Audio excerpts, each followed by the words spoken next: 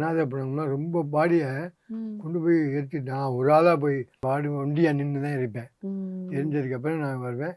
வந்தோடனே குளிச்சுவிட்டு வீட்டில் வந்து சாப்பிட்டுட்டு படுப்பேன். ம். பொங்கல் வச்சுக்கிட்டு இருப்பேன். உடனே கூப்பிட்டுருவாங்க. ம். போயிட்டு இருந்தேன். ம். முதல் வேலை உதவி செய்கிறது நோக்கம்தான்.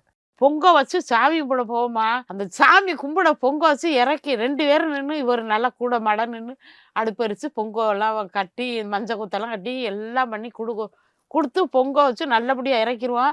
சாமி கும்பிட போயில எத்தனையோ வருஷம் அவர் நின்று சாமி கும்பிட முடியாது, கூட்டிகிட்டு போயிடுவாங்க சவாரிக்கு. மனசு ரொம்ப வேதனை. இந்த பாடி தூக்க தூக்க தூக்க தூக்க ரொம்ப வருஷமாக கவலைப்பட்டுக்கிட்டேன். இதுக்கு எப்போதான் விடிகாலம் வரப்போகுது அப்படின்னு நான் ரொம்ப சாமியெல்லாம் கும்பிடுவேன்.